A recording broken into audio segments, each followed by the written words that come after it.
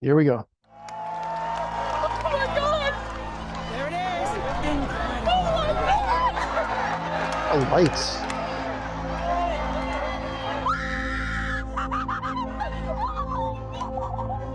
Hi, how are you? Good morning. It's Monday, August 21st, 2017. The Great American Eclipse is just hours away. This is purely American, right? This is an American eclipse. I think it's eclipse. They feel it's a once-in-a-lifetime thing for them. A lot of people. This is good to see Something like this. Here in New York, we get about 71% coverage. It's going to be totally cool to see. 200 million Americans live within a day's drive of what's called the path of totality. About 60,000 people are expected to travel here, nearly tripling the size of the city. But they are expecting 100,000 visitors to watch the eclipse. Eclipses occur, total eclipses, every 2 years. But having this one, going from the Pacific Ocean to the Atlantic Ocean across the world's third most populous country, is a very unusual event. You just want to be part of this thing that happens once every 375 years. It's a shared moment.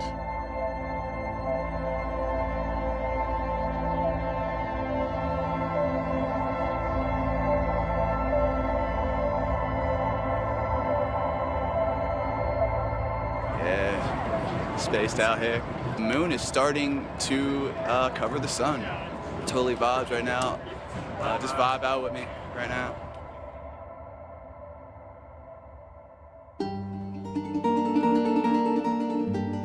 Oh my God, it's actually happening. Like, I'm probably just gonna shake my friend like a lot.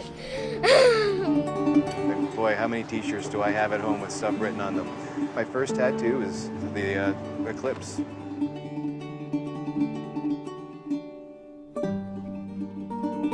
So much energy. I've been waiting for this for like ever.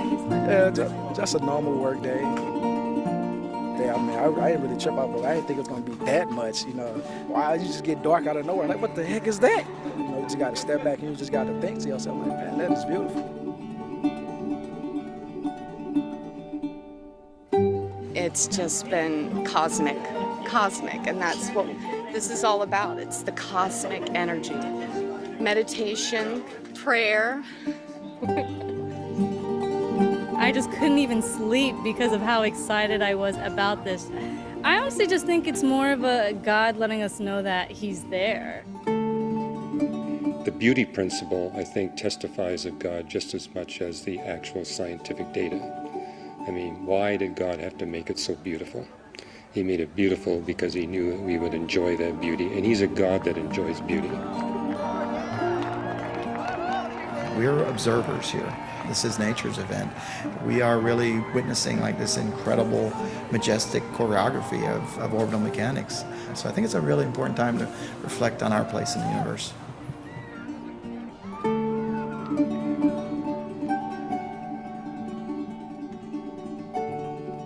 For me, having my friends up here all congregating in the middle of Idaho, this is all important to me because I was recently diagnosed with ALS, so I don't have much time before I'm too paralyzed or not able to do things like this. That's really important to me in that. It doesn't feel like a big disappointment that it rained. It was so cleansing, actually. I mean, people ran up and said, "Do you want to use our glasses?" You know, and so we got to see it through glasses too. Any other time, people might actually be a little more upset about missing something like the solar eclipse, but with what all we've been through, we're just feeling very joyous about experiencing this together.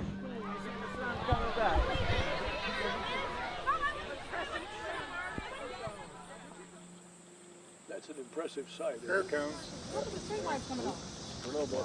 Stop it. You see them? The street lights are on. Look, I can see it. It's going. It's almost. It's almost there. Oh, wow, look at that! Whoa!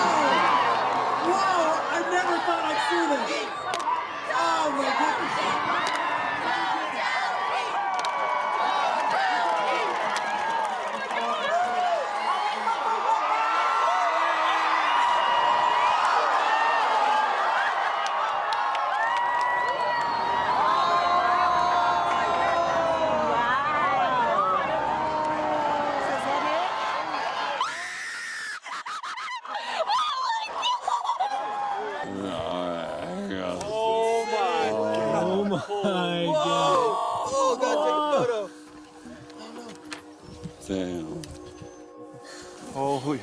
This is so crazy.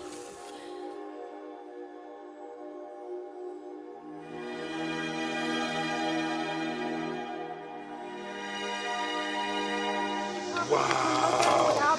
Look at how dark it is out here. Oh, look at the skyline. It looks like nighttime. It was amazing. Like, you stop. When that diamond ring came out. It kind of felt like love. I heard little crickets come out chirping and all that because it got dark, and I don't know, and I felt the temperature drop. Celestial things are just beyond comprehension.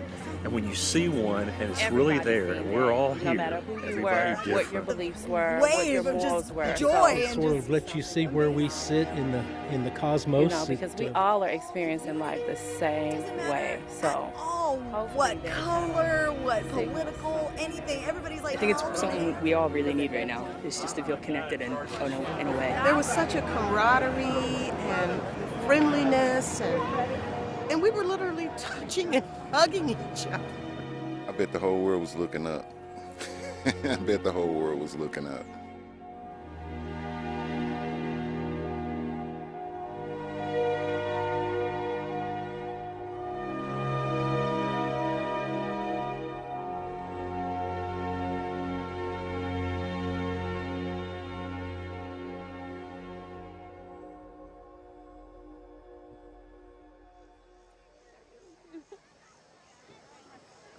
I love you.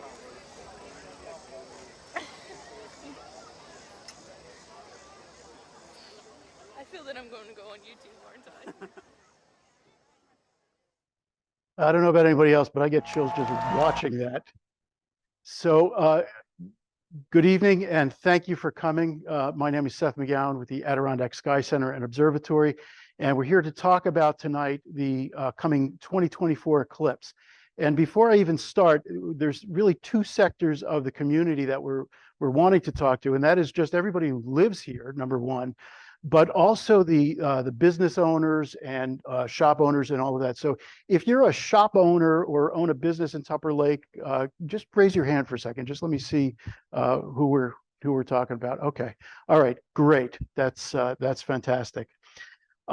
So really, we're talking about what we're referring to as Totality In Tupper, the 2024 eclipse, and it is not only an Adirondack Sky Center event, although we are all about eclipses, but this is a community-wide event. And speaking of community, I want you to note that we have visitors online. This is the first time that we're doing this type of lecture series, both online and in person. So I just want to acknowledge everybody who's online and just give a shout if you can hear. That's kind of important. Yep. Yeah. Okay, there we go. Okay. So I'm here. All right, thanks. Fantastic. In addition to our partnerships online and so forth, you'll notice that along the bottom of the billboard that's actually going up in town in a couple of weeks, we have a number of partners. Roost is with us, the town and village of Tupper Lake, the Wild Center, the Goff Nelson Library, the school district, Adirondack Frontier, the county, and Tupper Arts tonight. And in particular, I'd like to thank Sue Delahanty and Evie and all of the volunteers that helped set this up and make this happen tonight. So thank you. And Tupper Arts has also been gracious enough to donate some refreshments and cookies and cheese. So please help yourself either now or at some point during the course of the evening. So just a little bit about the Adirondack Sky Center and Observatory. Our goal, our mission really is to bring the wonders of the universe to everybody. And I always put that in terms of, you don't need to be an astrophysicist in order to be stunned and study and enjoy the heavens above. That's really all it's about. So we want to make it as easy as possible, and hopefully some of that will take place tonight. But the way we do that is through a number of different programs that we have. We have our free public observing programs, typically on Friday night, but frankly, if there's another clear night that we can open and that our astronomers are available and the building is available, we try to open as often as we can, not just on Fridays. That's what it looks like outside. We start with a little presentation much, much shorter than this. And then we go inside and look through the telescopes at stuff that's, 58 million light years away in some cases. We also do private stargazing parties. This is a birthday party for a young man with his parents, taking a picture of him looking up at the moon through one of our telescopes. So we do a lot of outreach to schools. This you may recognize as the L.P. Quinn Library, the Michelle A. Lemire Library, and the planetarium, this portable inflatable planetarium goes there each year for a week. And every single kid at L.P. Quinn goes in and gets a daytime view of the sky inside this planetarium. They love it. And there's other STEM related school visits. And we do these all over, in Westport, all over the, I'm not going to name all the places that we've been, but we go to all of the schools and do these types of programs. We have after school programs and summer programs. This is one in our office from a few years ago. This is a telescope making workshop, and this little girl got a chance to look at Saturn through her little telescope that night. One of our keystone events is the 2023 this year, our annual astrophotography conference, which takes place over the course of 4 days right here in Tupper Lake. We have people from all over the country coming each year to take advantage of our dark skies here in Tupper Lake and do astrophotography. We teach, we learn from each other, and it's a great experience. And of course, our online series called the Cygnus series. This was originally solely in person, and then someone invented Zoom, and then suddenly there was a pandemic, and we went completely online with this for the past few years. And this is literally the first night that we're doing it in this hybrid version. So good luck. Our properties, as seen from above, this is a little bit of an older picture. We've done some revamping there. There's our roll-off roof observatory, 4,000-pound roof that just slides off. And seriously, a 4-year-old can do it, with their thumb. They just press a button and it slides off. So that's that. And you see our permanently mounted telescopes inside of that building allow us to see stuff that's really far away that can't be seen with lesser telescopes. But our big news is our coming planetarium. We're working on starting some fundraising for this. We've got our pre-design plans done. And the project this is our observatory in the blue circle, but ultimately this planetarium piece will be within that green circle there. And inside, you'll see not just the planetarium, but there'll be a classroom and a lecture hall where we can do these things.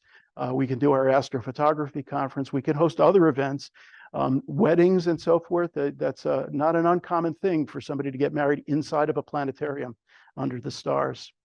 Little side view of it. This is the way the planetarium will be constructed. The seats down below, and you're looking up at this beautiful dome.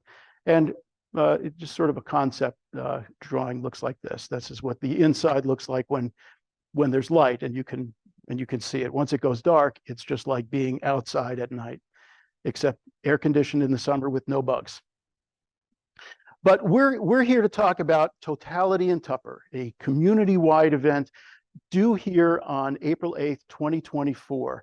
So tonight's talk is going to be in a number of parts, and I'll just kind of describe. We already did the introduction. We also did the little sound check here for Dan. We'll do a little bit of how eclipses are made, and we'll do this kind of through a baking/geometry lesson. And I can almost guarantee that you'll understand everything you need to know about eclipses, how they move, how they look.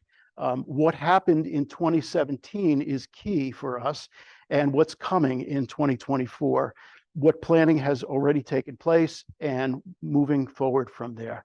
So let's start the quote-unquote astronomy lesson, how eclipses are made, and why 2024 is going to be so different than anything we've ever seen in Tupper Lake before. So we'll talk first about eclipse mechanics. The two that I'll start with basically is a solar eclipse. And a solar eclipse is simply when the moon gets in front of the sun and casts a shadow on the earth. There's all sorts of solar eclipses, and I'll describe those in more detail in a few minutes, but that's called a solar eclipse. And eclipse is just a vocabulary word, meaning, you get in the way so you can't see it. The other kind that we talk about is a lunar eclipse. And this name is not so intuitive. That's when the Earth gets in the way of the sun if you were standing on the moon. So the names don't really make sense to me all that much. There's probably a reason that they're called what they are, but a lunar eclipse we get frequently. Those happen essentially all the time, and they're not anywhere near as exciting for that reason as the solar eclipses, and in particular a total solar eclipse. So let's get to our baking analogy here. There's a number of components that need to be in place in order for a total solar eclipse to take place. First thing we need to know is that the Earth is not up and down compared to the sun. It's on a 23.5-degree tilt. Okay, so it's lopsided and it spins around that way, and that's the angle of the Earth as it rotates around the sun. It's on that 23.5 degrees perpetually for all intents and purposes. The other thing that's needs to be in place, or that we need to consider in our recipe, is that the moon doesn't orbit the Earth in a perfect circle around the equator. There's a 5.14-ish degree tilt in the moon's orbit around the Earth. Now, again, imagine the Earth is spinning, the Earth is moving around the sun, and the moon is moving around the Earth. So you can imagine the geometry that's necessary for the shadow of the moon to be broadcast on Earth. The Earth orbits the sun about every 365 days, although next year is a leap year, so it won't be that number. And the moon orbits the Earth about every 27 days. Okay, so it's all of that, all of those factors go into making eclipses. But there's two more. There's a quarter cup of the fact that the moon doesn't orbit the Earth in an exact circle. It's an ellipse, and sometimes it's farther away and sometimes it's closer to the Earth. The same is true of the sun. So we get another quarter cup of the Earth varying in distance as it goes around the sun. Sometimes it's closer, sometimes it's farther away. And those features are what create the total eclipse or an annular eclipse. In case I'll explain those in a minute. So let's take each one of those ingredients. And I want to describe first that I want you to notice that as the Earth goes around the sun, that 23.5-degree tilt doesn't change regardless of which side of the sun it's on. In the wintertime, it's facing, our hemisphere is facing essentially away. In the summertime, our hemisphere is facing the sun. So that tilt, no matter how it goes around, is always 23.5 degrees. Okay, and that is true all year long. The moon orbits the Earth, and you can see the sun in the upper left-hand corner there, and that the moon is moving around the Earth on that tilt. Not a perfect circle, and not equal to the equator. It's on a little over 5-degree tilt. The next piece of this is that the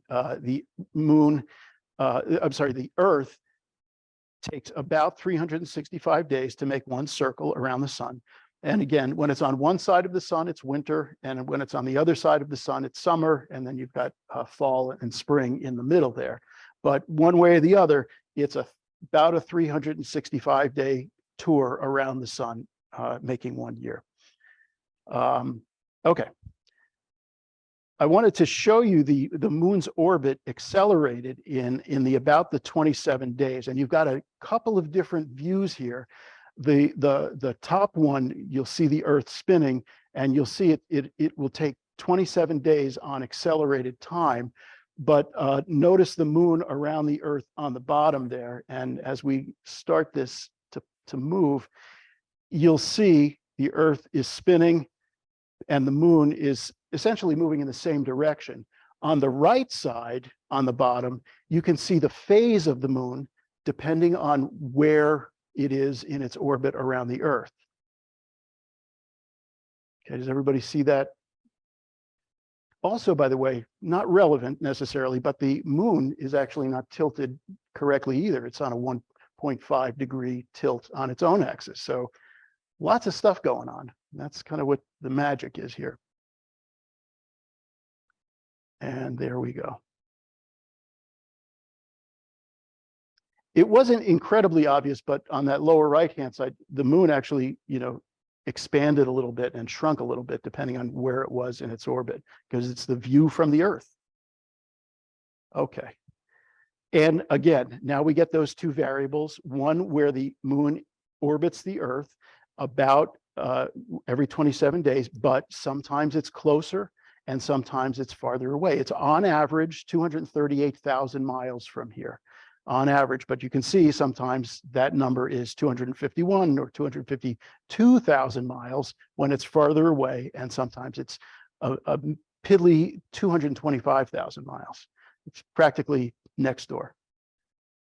The same is true of the sun. Remember, here's the other quarter cup where the sun sometimes is slightly closer to us than it is at other times of the year, or I should say the Earth is closer to the sun.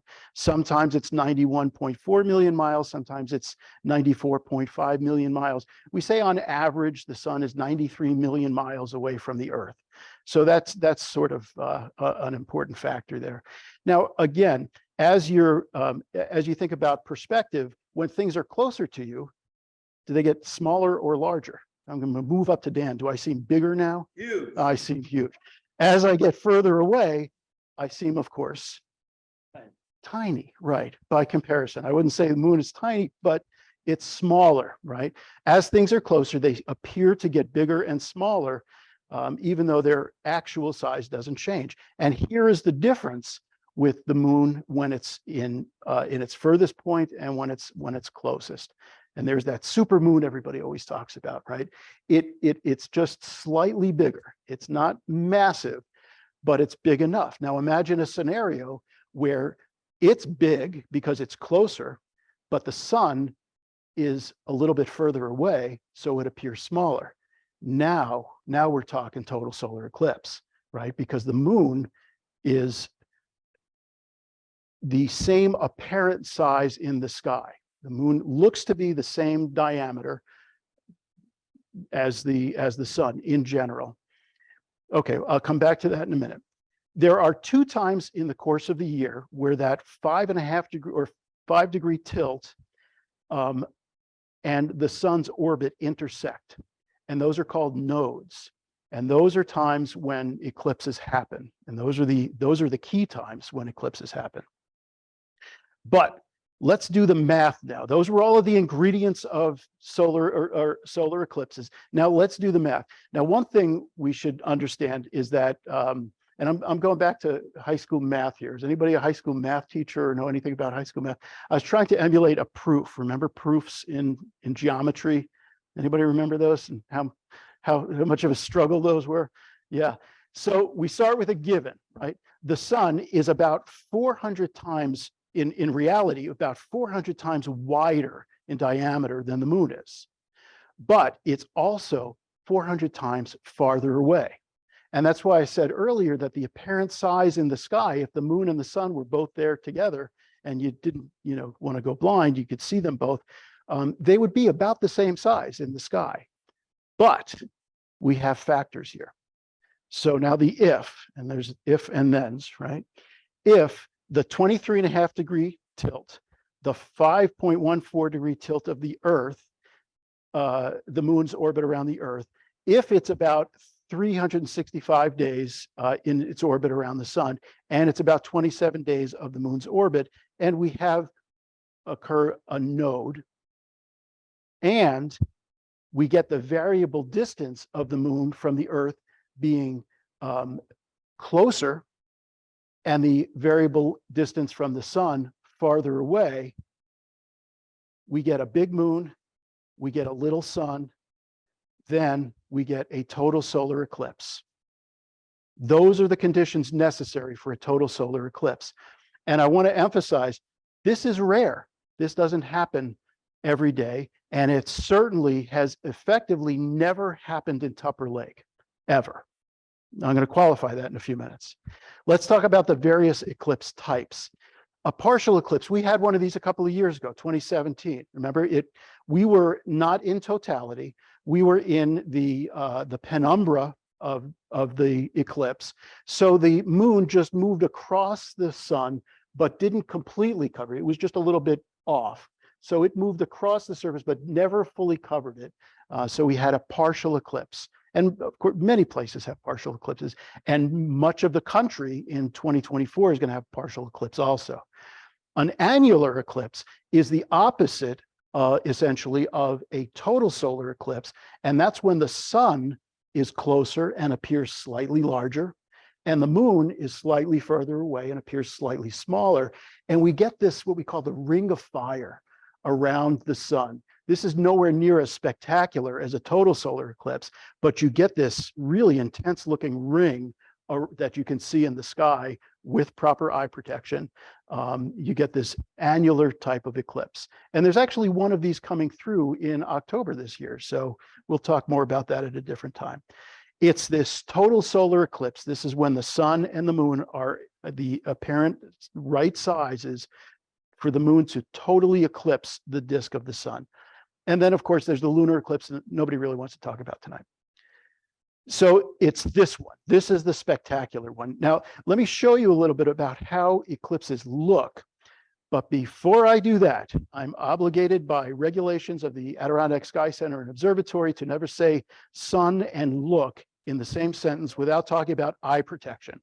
So I want to draw your attention to there's the phases in which you need to wear proper eye protection when looking at the sun. First of all, during non-eclipse events and the daytime and the sun is out, always, okay? Always, always, always. Never use, just sunglasses. That doesn't do it. You have to have specially approved eclipse glasses, and they're really solar glasses. They just happen to be used for eclipse also, but you can use the solar glasses to look at the sun tomorrow if the sun ever comes out in Tupper Lake. So here's when you can look at a solar eclipse, a total solar eclipse. And this is a composite picture that I did in Kentucky during 2017. Partial eclipse here, but totality in Kentucky. And I'll talk more about Kentucky in a bit. You can see this is the sun, partial eclipse, then we get the diamond ring, then the total solar eclipse, and then again, partial, partial, partial. Everything in the red boxes requires sun protection, eye protection.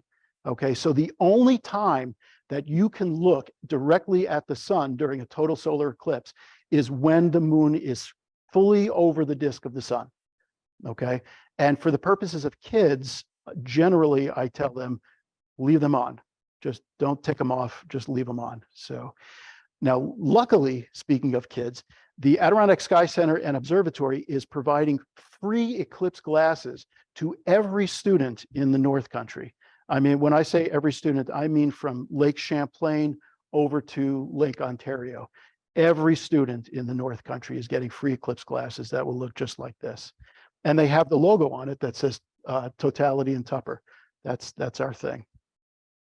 Also, we have worked with Roost for a version that everybody in the region will buy through the Adirondack Sky Center and Observatory, because we're buying these in groups of 50,000 to provide to folks in the Adirondacks. But we have a brand of eclipse glasses that's made just for Tupper Lake. So when people come to Tupper Lake for the eclipse, and they will come, they will get these glasses for an extremely low price, because again, we're buying them at such a rate that we can afford to sell them very, very inexpensively. And that's part of what makes it possible for us to give them to the students in the area. Here's what a total solar eclipse looks like in general. This is a picture, again, that was from Kentucky in 2017. You can see the corona around. Here's that little diamond ring when the sun is not quite covered. You get this little glow on the end, and it looks like that from the ground. Here's what it looks like from space. This is from the International Space Station. This is 2017. It's a shadow. That's all it is, a shadow of the moon on the Earth. And we know what makes shadows, right? There's light, there's an obstruction, and there's a something that it's obstructing onto creates that shadow. So that's how it looks from space. But when scientists look at eclipses, this is what they're looking at. We can't see that corona. We can't study those lines when the sun is out during the day because the sun is too bright and there's too much interference. But this is what's fascinating. Look at all of those patterns, and I don't pretend in any way to understand what's going on in this picture, but this is the important part for scientists, is that corona. Aside from their own personal view that this is a spectacular, almost religious type of an event. So let's talk about the parts of the eclipse. The actual black shadow, that dark ring that we saw moving across the United States in that previous picture, was the umbra. That darkness is where you're in total, the moon completely, totally obstructs the view of the sun. The gray areas on the side is called the penumbra, and that's where you get the partial eclipses. Okay, that's what we had in 2017. We were in the penumbra, we got a partial eclipse. This is not all that scientific. We see umbras and penumbras all the time, right? Here's a curtain drawn in the middle of a window, and we can see the umbra, that triangle right in the middle of the screen. That's effectively the umbra. Everything else in that picture is penumbra. All of the gray shadows are penumbra in there. So again, it's just shadows. It's shadows in geometry on an interstellar size, I guess. So looking from the sky, the shadow just carves its way across the country. This is what happened in 2017, right? It came in over Washington and Oregon, and it made its way out on the East Coast. And I want to emphasize, this is the first time that an eclipse hit the West Coast, traveled all the way across the country, and exited on the East Coast in over 100 years. Okay, partial eclipses, yes, maybe even annular eclipses, probably, but the first time that a total solar eclipse in over 100 years in 2017 made its way, and that's important, and I'll come back to why that's important later. But you can see, actually, you can look at New York State up in the right corner there. We were just sort of in the shadow, and Kentucky, because I could never find it before, is right here. That's where Hopkinsville was, where I was, and that's right dead center of totality. And here's a little bit of a farther away look at it, a little bit harder to see, but this is the perspective of, looking outward from the moon. You can see as the things orbit, you can see that very small point of black cross across the continent there. Now, it's a little hard to see, but that's the idea. That shadow is really relatively small. We know when eclipses happened, of course. We were here for them. And you can see the blue line right across the United States was 2017, came in from the west and left on the East Coast.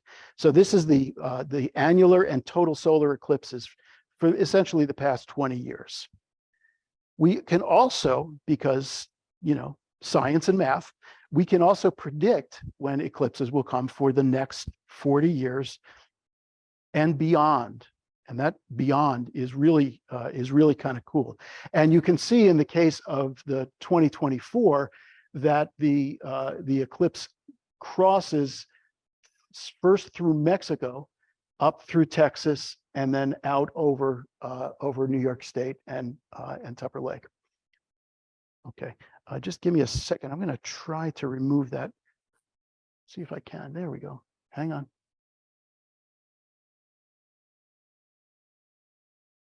Nope. Okay, never mind.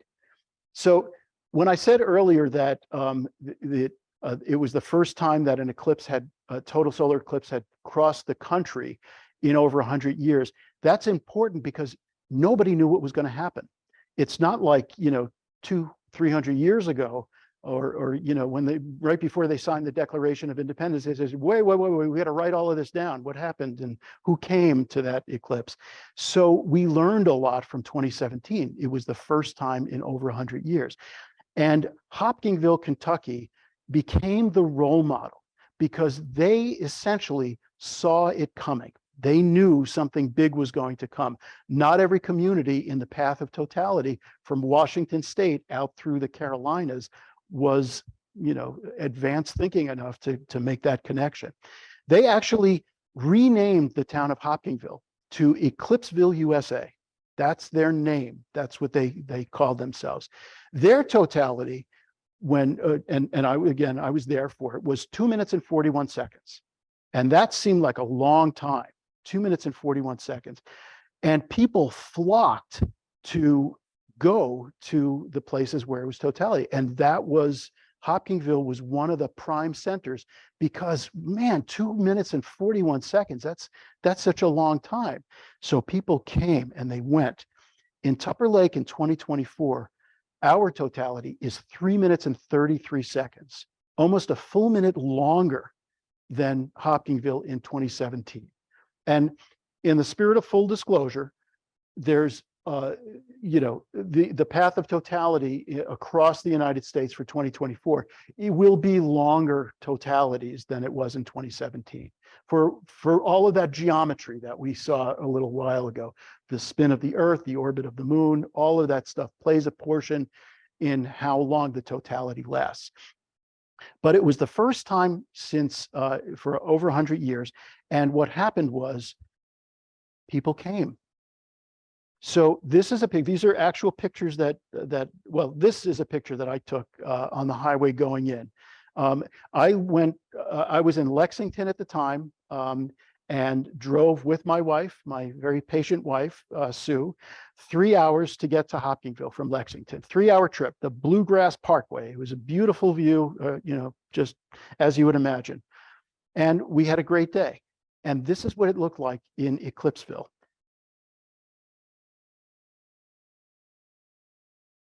Their community is very similar to Tupper Lake. They essentially have counties, so their population is counted by counties, but the downtown of Hopkinsville looks exactly like Park Street or Main Street downtown. It's almost the same. And this is what they did. They had brought in all sorts of, street vendors. They made a festival out of it. They made a big deal out of it. And that was another reason people came. And there's benefit to that, which I'll talk about in a minute. Here's some more pictures.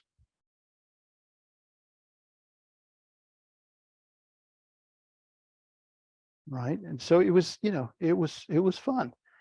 However, once the eclipse ended, every car engine started. And we were lucky enough. I had a place designated in a field someplace that I wanted to set up in.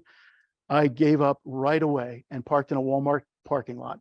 And it wound up being a great experience because Walmart was very open to us and the lot was filled. We got the last spot available. We got there about 3-4 hours early and we got the last spot available. But we had bathrooms, we had food, we had water. I needed a towel at one point to cover my camera and my head because it was getting hot and I'm prone to sunburn, sorry. And they had everything. And when the eclipse occurred, they shut down the store. They let all of their employees out to watch the eclipse. It was really very, very moving. And it was, once those car engines started, the exodus onto the Bluegrass Parkway, which is not unlike 3, 30, 28, all of the routes into this area, was absurd. Remember I told you it took 3 hours to get to Hopkinsville? It took 11 hours to get back. Okay. During that time, Sue and I got divorced twice, but remarried as we got to the exit on the highway. McDonald's out of food, bathrooms out of toilet paper, gas stations out of gas. This was all just because of the influx of people that were not necessarily expected along that route. I don't know exactly what happened in Hopkinsville. I can't imagine that they had, gas trucks standing by, but it was apocalyptic looking. It felt bizarre, dogs running the streets and so forth. But it was kind of a religious experience. I will say that the cheering that you heard in that video is real. When the eclipse happens, the birds and the insects, they make a lot of noise, and then it gets dark and it's absolute silence, except for now the humans get this stir of emotion and cheer like like they're at a rock concert. It was really beautiful. We were hugging people that we didn't know. You know, it was just that kind of an experience. It was very ethereal. One thing I do want to mention, though, you probably didn't notice in that video, but there were a lot of places where there was thunder and lightning, right? And people have asked me already, well, what happens if it's raining? Because this is April, remember. It's probably going to be muddy and wet. We already know that. People that come to this don't really care too much about getting their shoes wet, right? They're coming to have a religious experience, essentially. So they're going to come anyway. But what about the sky? Can you see an eclipse when it's cloudy and gray? And if you saw in that video, there was plenty of gray sky and clouds. There was actually thunder and lightning in one of those shots. But I wanted to show you one of the places that was not quite as lucky was in Nebraska.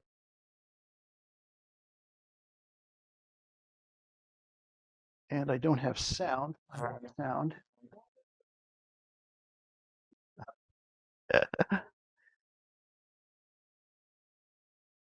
right. All right. I'm not going to. Am I connected or not connected? To view the sun without any glasses on because there we we go. are in total. Let me start that again.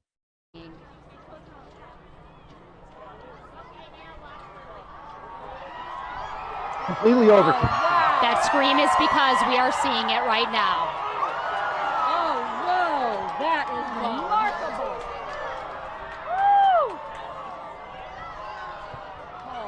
It is different in different parts of the country, but here in Beatrice, we are able to view the sun without any glasses on because we are in totality. We are fully in the moon's shadow here in Beatrice, Nebraska. It is incredible. There is that sliver around it. Oh, wow. The light streaming around it is the corona. You are seeing the sun's atmosphere in a way we are never able to see except during a total eclipse. And the cloud cover really just providing an even more kind of, you know, just amazing view to it. A beautiful view. It makes it that much more special. It We are all really, waited, truly does. you know, with bated breath, just waiting for the clouds to pass and get that glimmer, Wow. that view. Wow. It is significantly cooler out here. You know, you can see the planets. You can see Venus. in the Venus, we can distance. see now through the clouds. Yep. And there's 4 planets that you would be able to see. Again, we still have a lot of cloud cover around, so that certainly will have a bigger impact on being able to view all the planets visible. We have enough people here that we're not necessarily hearing all the sounds of nature. Okay, all right. So I'm gonna just We're move just on here. But you can hear that even though it was cloud cover, and people went there, you could still hear the crowd. They went knowing that it was going to be cloudy. So there were a lot of people there, and that's essentially what happened in 2017. So that was the thing. Also, what she said is true. It will be as if it's nighttime. So whatever stars are out, we'll see the Milky Way, we'll see the Big Dipper, we'll see, I'm not sure exactly where the Milky Way would be, but there will be planets out that we'll be able to see. And, you know, we'll have telescopes to look at those things during the eclipse if we go there. So let's talk about the history of eclipses, of total solar eclipses in Tupper Lake. This is my favorite part of the evening here. And this is total solar eclipses. So our last one, December 10th, 1349, was Tuesday. Okay. 1349 was the last time this part, the Adirondacks Tupper Lake, had a total solar eclipse of the sun. Okay. Baseline. None of us have seen a total solar eclipse in Tupper Lake, unless you're how many years old? I don't know, you'd have to be a couple hundred years old. But there's been other things. We had, and going back within this last century, I'll give you the list of other types of eclipses that have actually happened in Tupper Lake. We had a partial in 25. We had another partial in 1932. We had another partial in 1960. We were silly with partial eclipses. We get those all the time, right? We had an annular eclipse, though, in 1994. And if you were around in Tupper Lake, you probably remember that annular eclipse, right? It was that ring of fire. Okay, so that was now going on, I don't know, how many years ago was that? 30 years ago? We had another partial just a few years ago in 2017, 62% coverage. And I don't know if you remember the influx of people that we had just for that. And I'm going to say this tongue in cheek, please don't repeat this and please don't print this. Nobody really cares about partial eclipses when they've got a total eclipse on the mind, right? So we had so many people just in Tupper Lake for that silly 62% partial eclipse. What do you think is going to happen for the total eclipse? And that's what we're talking about. April 8th, 2024, maximum coverage lasting for 3 minutes and 33 seconds, almost a full minute longer than it was in Hopkinville in 2017. Now, if you want, you can wait around for the next annular eclipse, which will occur in 2093. Or if you're really ambitious and you eat your Wheaties and all of your veggies every night, you can wait for the next total solar eclipse in Tupper Lake in 2399. Okay, that's how special this is. And that's why we're here tonight, essentially, because our grandkids, our, generation after generation of generation will never see this in Tupper Lake. And they haven't for generation. This is such a rare occurrence up here that it's worth doing something about. So let's look at how it's going to pass across the country. You can see the penumbra, or the penumbra is the big circle. The little black is the umbra. It hits the west in Mexico. It goes across Texas, through the south, up through Indianapolis, through Cleveland, Ohio, through Tupper Lake and out. It's moving somewhere between 1,500 and 2,000 miles an hour. Okay, that was accelerated, of course, but it's actually moving at quite a rate.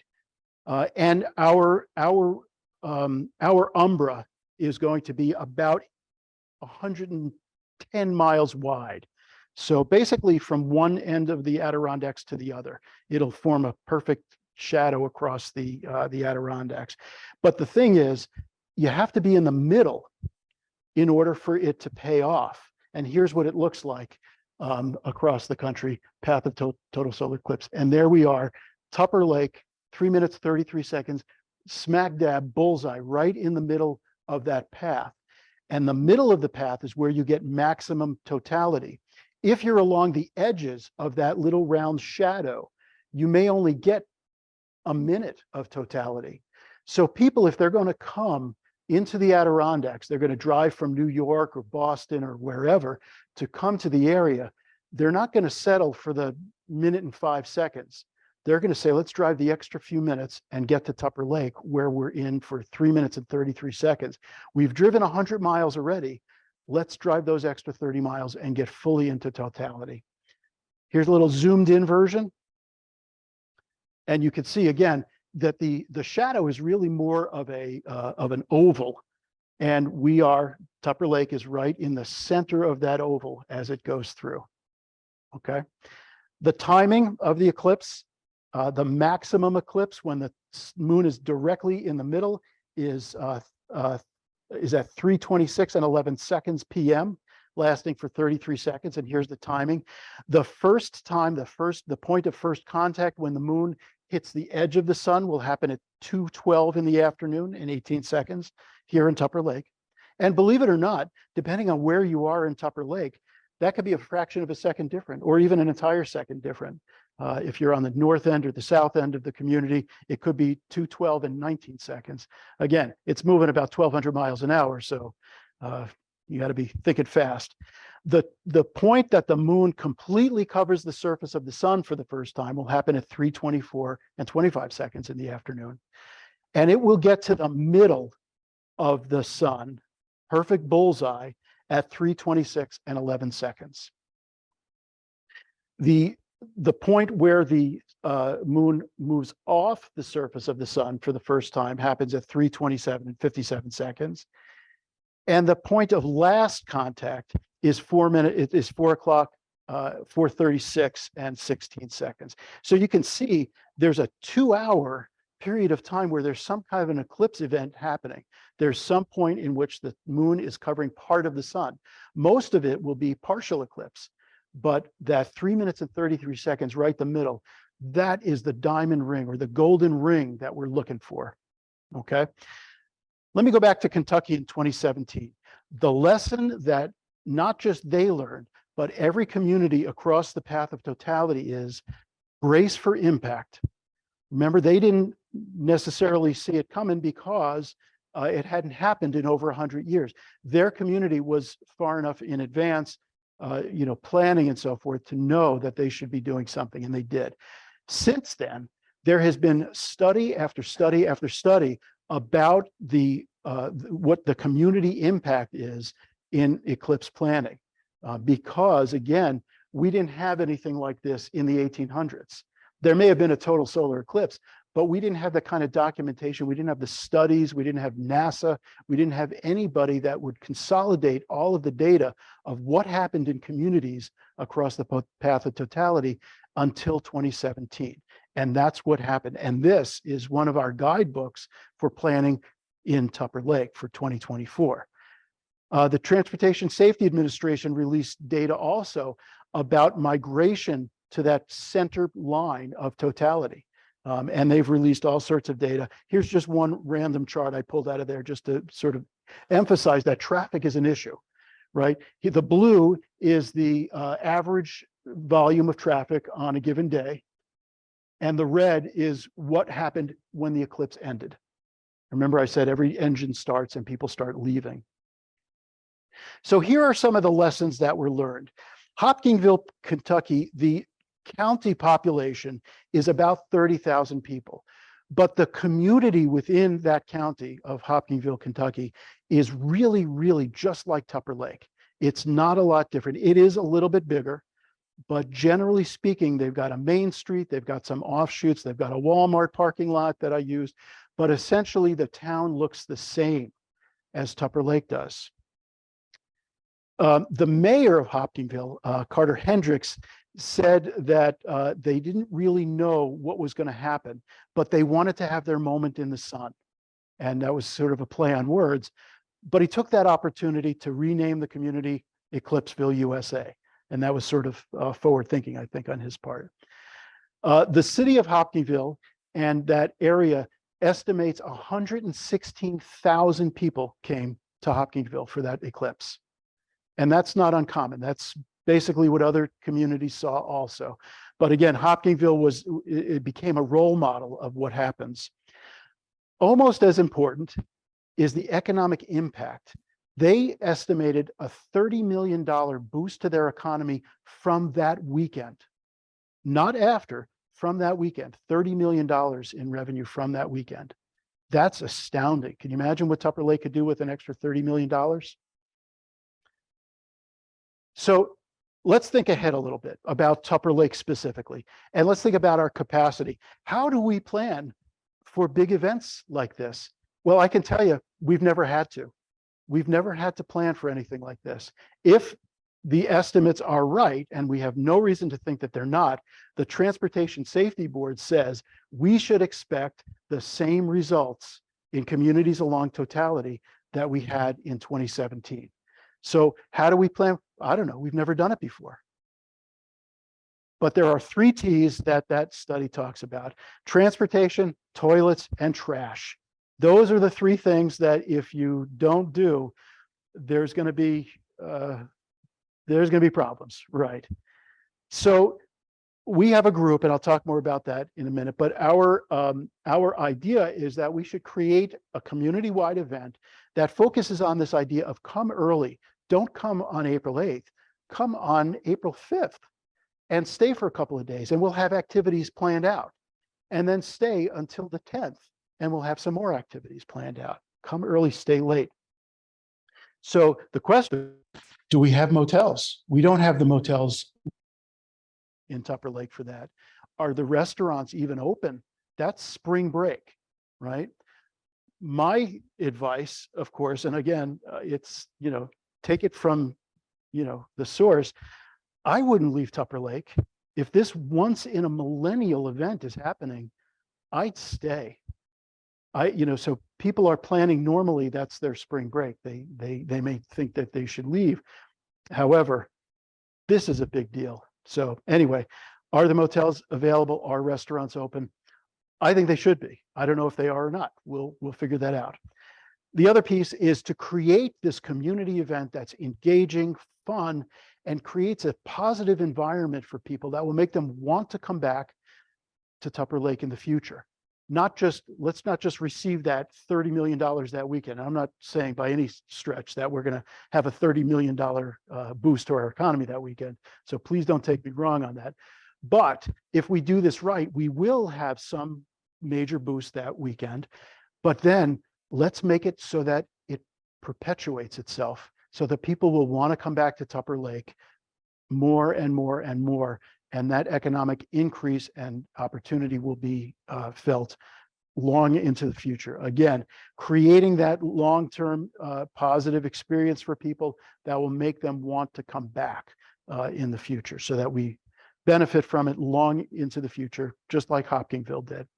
So the Adirondack Sky Center in Observatory, we have sort of a unique position, and that is we are the only astronomical organization in the Adirondack Park, right? That I know of. I apologize to somebody if they know of another one within the blue line, but as far as I know, we're the only astronomy-based organization, and Tupper Lake has it. That's a thing, because our organization has a tremendous following already, and people are already communicating with us about coming to Tupper Lake for the eclipse. Okay, so I can't guarantee the numbers, but I know some people are coming for sure. What are we doing? Our organization is doing outreach, as I mentioned earlier. We're going to schools, talking to the schools about eclipse planning, viewing it in their community, digital development through the BOCES for the teachers so that they can do productive and effective lessons with their students.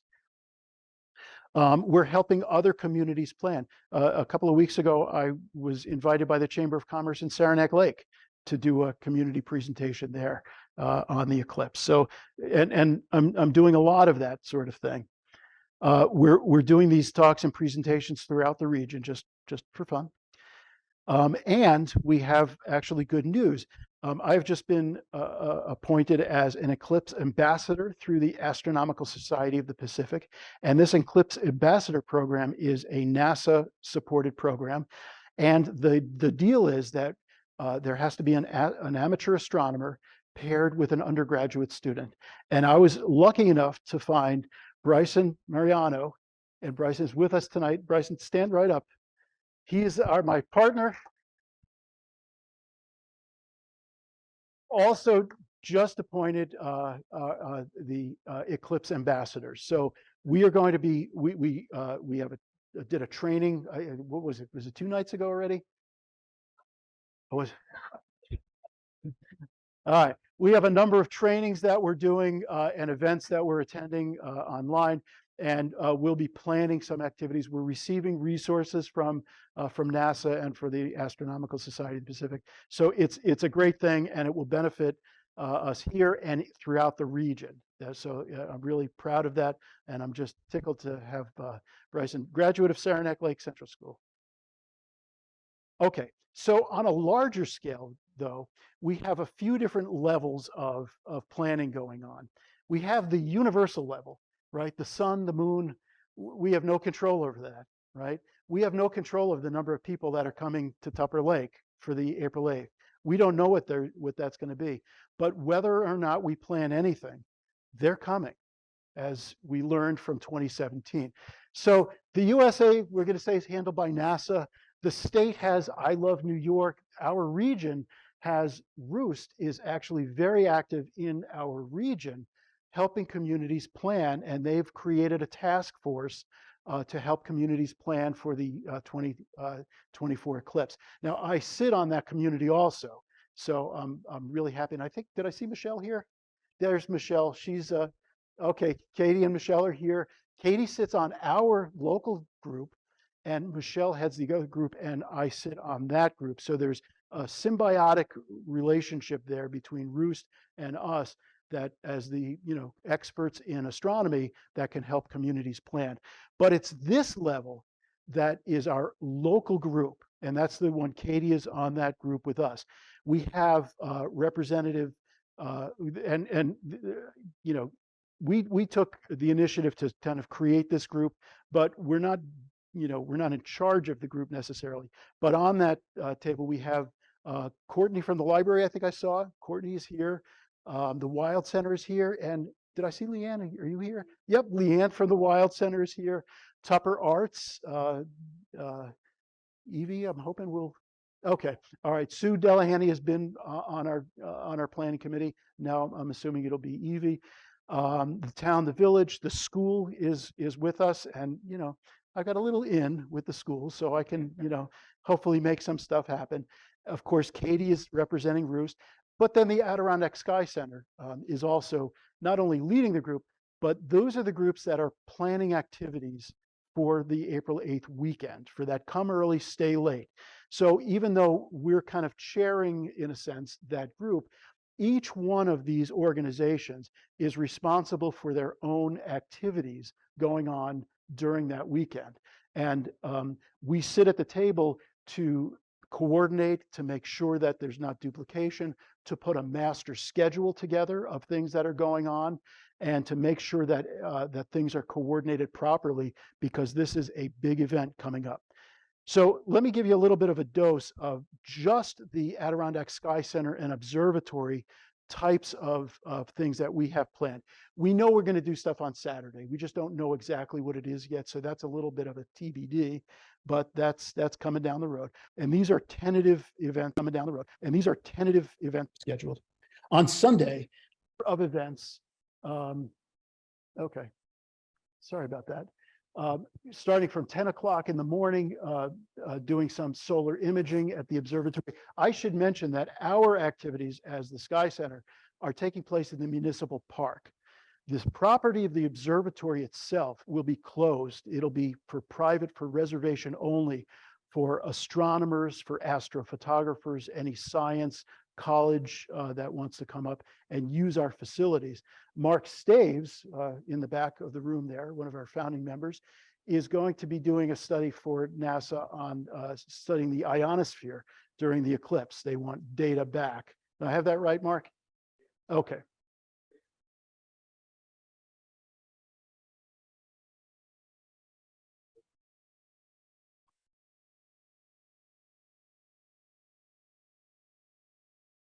Okay.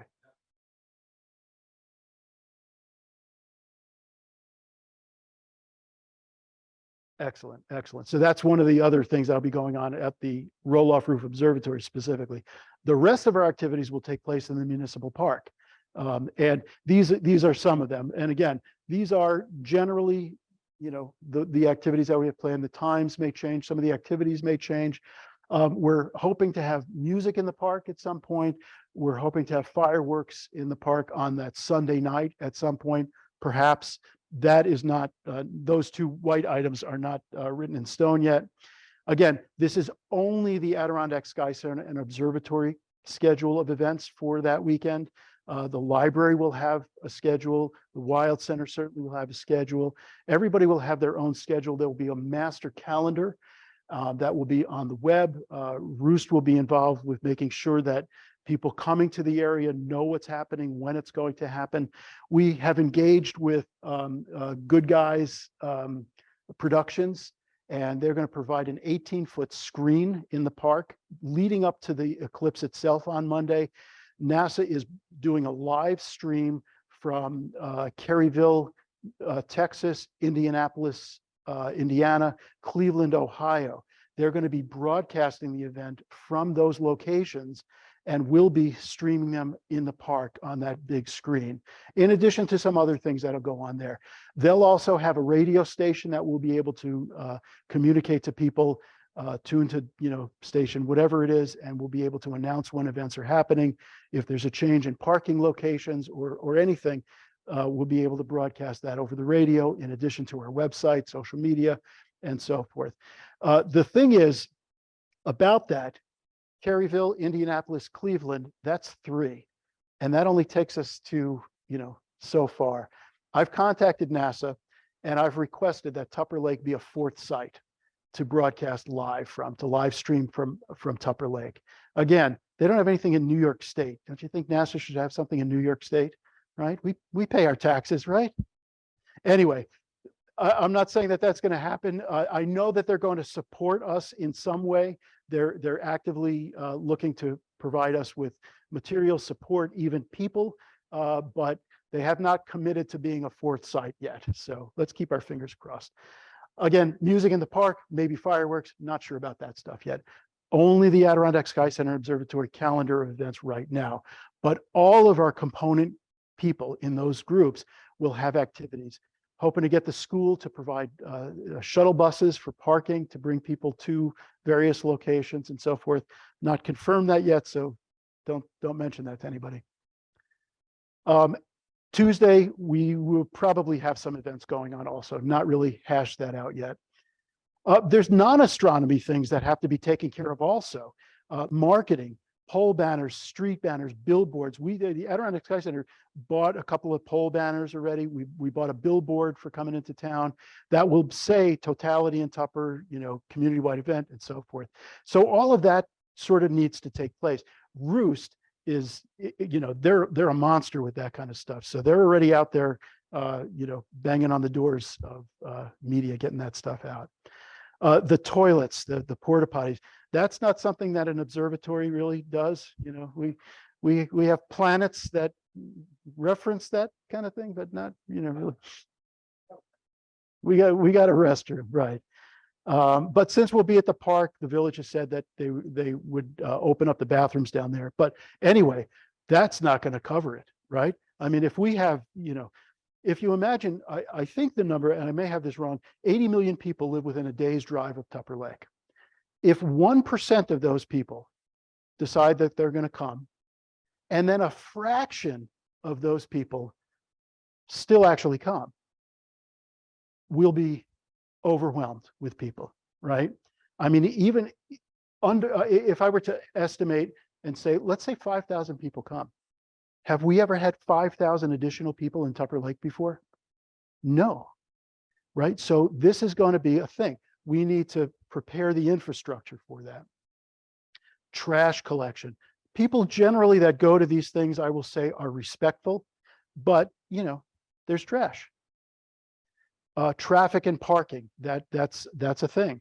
There will be cars lined up right down Route 30, all the way up Route 3, coming into town. Just people will find out, they'll park wherever they can. And hopefully we'll have a way to get them to the municipal park for that. And of course, the hospitality piece, and that's why I asked about the businesses. What kind of town-wide themes can we start creating? What about, food vendors? What about food trucks around the community? Not just in the municipal park, but around the community. There'll be people all over the place. And of course, water, or in the case of April, hot chocolate, maybe. So going back to some of the lessons that were learned, in Forbes magazine did an article on the effect of retail traffic during 2017. And one of the things that they talked about were things like, the different products that were created and labeled in and around eclipse themes, the moon puppies, the eclipse summer ale, all of that kind of stuff. And they said that that was a great avenue for vendors to profit from being in the totality. And so last night, as I was, putting the final touches on this and doing spell check, I just started brainstorming myself, all by myself. There was no collaboration there, on some ideas, just to sort of give you a flavor of things that we could do or something similar. For example, the syzygy say. One laugh, thanks, Mark. Says, I don't know if Eileen O'Donoghue is on tonight or not, but she loves that word syzygy from St. Lawrence University. She loves that word, so I had to work it in. But that's just the alignment of the three objects, the sun, moon, and earth. Sandwich. Blackout beer. I think Mark Muller may have thought of that. Sorry, Mark, but And I know that some of the breweries in town have already been thinking about their brand of beer. I don't want to, say that it should be blackout beer. If you're a motel or if you have some rooms, the solar room, the lunar room, the Mars room, write down your motel, just rename them all to that and advertise them that way leading up to April 8th. Cookies, for the bakeries in town. If you make pizza planetary with pepperoni, of course, really capitalize on the 3 P's there. It says eclipse the rest. Yeah, ideas. I didn't say that. I just cosmic cola and or diet cola. If you're a massage therapist, deep space massage instead of deep tissue, I shouldn't have to explain jokes. If they don't get a laugh, they don't get a laugh. Our service at the seat of light. Bathrooms in your establishment, the Venus bathroom, the Mars bathroom. Yes, anybody else have some? Shout them out. I can't be the only one who has this. Unofficial mixed drink. Okay. What would that be, Mark? All right, we'll come back to you. If you have some ideas, you can interrupt anytime. But as far as the community promotion, there's some other billboards. We bought it because we could afford 4. We've got to get more revenue so that we can buy through April 8th. So that billboard's going to go up, but it's only going to be up for 4 weeks unless we find a way to pay for the rest of the time, or nobody else wants to use it, and then they'll just leave it up. The pole banners I mentioned that we have 3 that emphasize and actually this is it. This is the pole banner. Totality in Tupper, the 2024 eclipse, April 8th. And you'll notice that Roost and the Adirondack Sky Center are part of that because we want to be part of the region, not just, we want to do our own thing, but we also want to be part of the big picture too. So that's our community brand of Totality in Tupper. This is exclusive to us in Tupper Lake. And this will be on the 3 poles on the 3 ways into Tupper Lake, and we're grateful for that. In my world, starting as soon as we can and as soon as appropriate, we would put pole banners on every single pole so that anybody coming through Tupper Lake over the next 6 months would say Tupper in totality, Tupper in totality, or Totality in Tupper. See, they had too much blackout ale. That's what storefront cards. Stack Graphics has this cardboard thing. I think I'm not going to ask Pat to describe it right now, but it's just something to put in the storefront that says this Totality in Tupper, the date, and be part of it, kind of a thing. Customer mentions, if you can get people on social media, the eclipse and what you're, what as a community we're doing, what as a local merchant you're doing.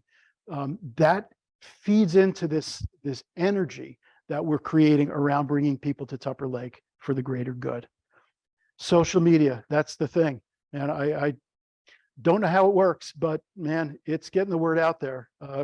We had a thing of the super moon a couple of days ago, and people just started posting their own pictures of what they did, pictures they took of the moon. Social media is a thing, and we're going to leverage it to make sure that Tupper Lake is the destination for this eclipse.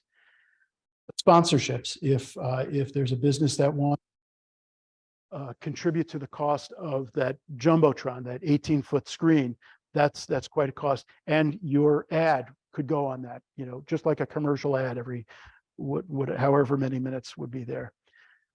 Eclipse memorabilia, we're designing t-shirts, is doing all of this for us, mugs, buttons, pennants, I don't even know what, but whatever we can have for merchandise to sell, we want to do that. That's a way to monetize this for ourselves in order to pay for everything else, right, that we're doing. And also, we will make these graphics, the Totality in Tupper graphics, available to anyone who wants to use them for these purposes. You can go onto our website and steal any of the graphics now, but we could give you the high resolution versions if you want to create your own merchandise specific to this, or if we've created it, buy it through us and so forth. One of the hidden features here is this phenomenon of Airbnb. in going to Hopkinsville, people had stakes with signs on their lawn saying, park here, $25. And that's happening. People were pulling into a driveway, $25 for the day. How they made their $25 for that day. Airbnbs have become a thing. If you're not going to be here, or if you want to be here and advertise that you'll take guests, that's a great way to monetize also for the economic impact. And any other ideas? I guess I just put these out there myself. I don't have any magic in that. These are my own little thoughts. But if you have something, I'm always open to hearing it. Share it with us online. But I guess my point in doing these presentations, and now especially in Tupper Lake, because I've done them in so many other communities, is that we don't want to get left in the dark. We want to be the place where people come because we're a great community, number one. And number two, we have the only astronomy-based organization in the Adirondack Park. And that's a selling point, I think. So that is essentially the end of my presentation, but I'd be happy to talk more or take questions or do anything that needed to be done. And online people, same applies to you. I hope you're still there. I don't even. Any thoughts? Okay. Well, with that, thank you so much for coming tonight. I wasn't sure if we were going to have anybody come, frankly, so I'm glad that there's this turnout. And again, the Tupper Arts has been gracious enough to provide us with refreshments and some cookies and cheese and crackers. I hope that you stick around for a few minutes. We have several members of the observatory here. Gordy Duval, Mark Muller is here, Rick Wilburn, Mark Staves in the back. Is there anybody else here, observatory? And of course, Bryson is here with us as our Eclipse ambassador. So thank you very much for coming, and we'll see you again soon. Thanks.